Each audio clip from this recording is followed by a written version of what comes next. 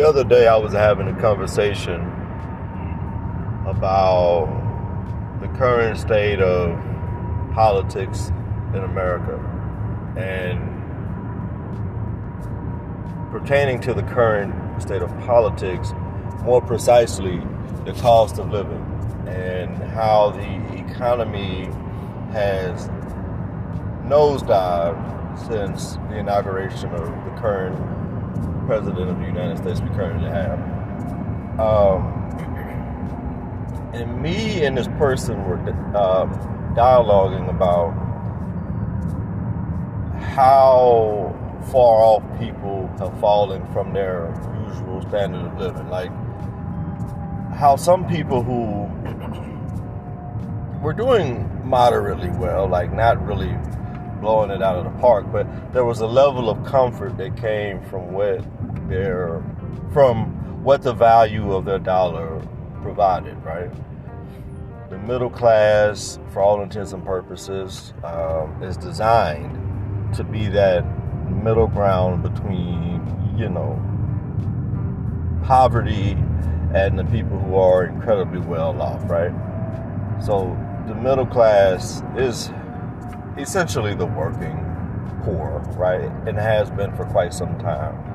It's the class of people who make too much money to be considered a peasant, quote unquote, if you're gonna go back to old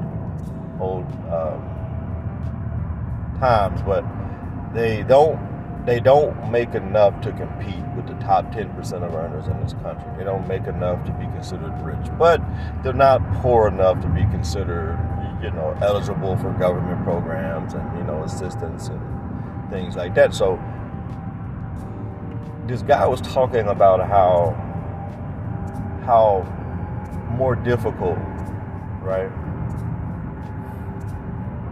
the process of just stability is right now, right?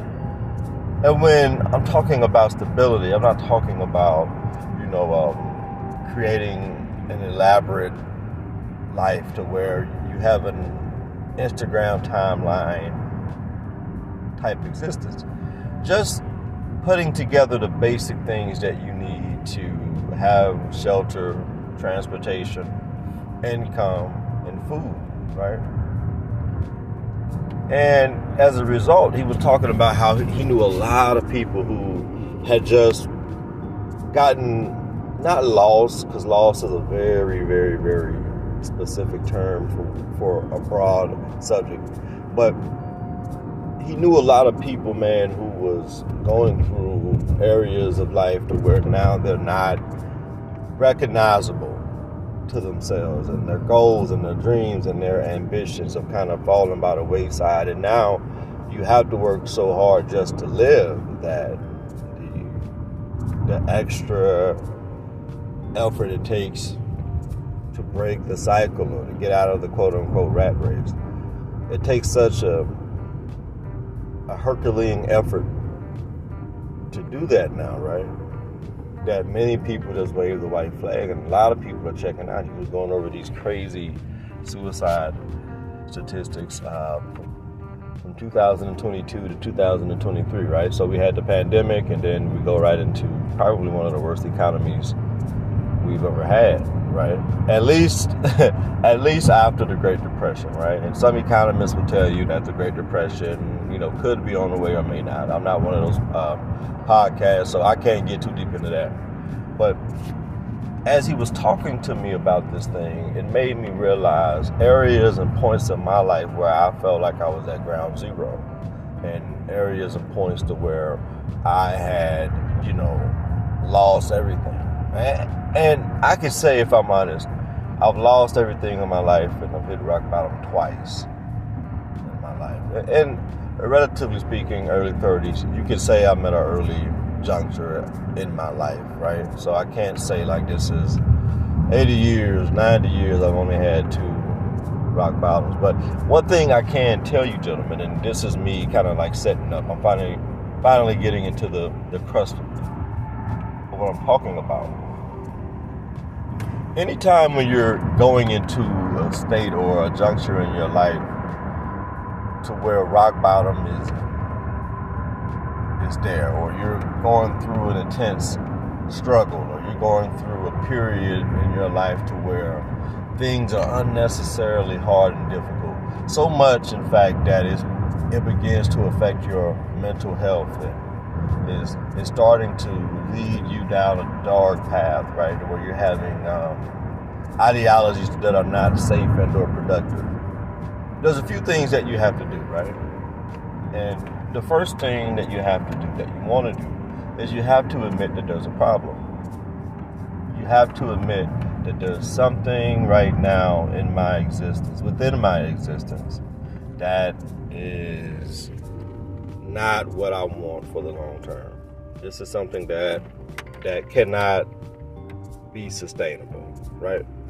You gotta, and whatever that problem is, right? I'm not here to tell you guys or judge you guys on what current issue or battle or storm you're currently facing. I'm just telling you the first thing you have to do is you have to acknowledge the problem, right? And the second thing you have to do once you acknowledge the problem, and that will look different for different people. For some people, it's going to therapy, it's getting counseling. For some people, it's journaling, right? For some people, it's just finding a hobby that you like that can help you cope in a healthy way, right? Some people choose to go to drugs. Some people choose to go to alcohol. Some people choose to use sex as a conduit to cope and to heal with pain that they're going through. But try to identify 2 to 3 healthy mechanisms for how you can cope with adversity and stress and depression and these things that come from whatever season of your life you're currently in, if it's a negative one. But the second thing you want to do is, this is one of my favorite parts, right? And this is all in all a 4-part step that I'm going to dig into on this episode. But the second thing you want to do is, this is the part where you are a architect, right? So you want to plan your future. You want to create a playbook for how you want your life to go. And you can make it as descriptive, as specific as you possibly can. And matter of fact, it's better for you to make it very specific. Be very detailed about, these are the goals I have. These are the dreams I have. This is what I want to do in 2.5 years. This is where I want to be in 5 years, 10 years, 20 years. Hell, this is what I want to do over the next 6 months. And 6 months is very important, and I am going to come back to that. And item number 3, the thing you want to do, is that you want to take action. You want to begin the act of implementing the goals and the dreams and the ambitions and the blueprint that you've written out for your life. This is why journaling is so important to me, is because there's no better feeling than seeing what you have to do written down on paper. There's no better feeling than waking up and opening a book or taking out a piece of paper and looking at, this is what I want in my life, and this is what I have on paper, right? You can see it, you can feel it, you can touch it, and you can envision it. And there's something it does to us. It does something to us from a psychological standpoint, seeing your goals and seeing your dreams and seeing the vision you have for your life written on paper. So number 3 is very important. You want to take action. And number 4 is the last and final thing. You simply have to be consistent. You have to be consistent. I think this is where 75% of the struggles I've had in my life of getting from where I'm at to a goal I had or to a dream I had. I would be an incredible planner, right? I would, they call it analysis paralysis. That was one thing that I was really, really bad about, right? I create a plan for something and I study it and I watch YouTube videos and I read books on it and I follow people on LinkedIn who does it and, reach out for mentors. But I would never continue. I would never follow up. I would never actually continue doing it, even if I would start. I remember one time I literally started a nonprofit organization and I literally did no follow-up, right? I applied and I got the LLC. I mean, not the LLC, the 501c3 paperwork. I just really didn't follow through on it. And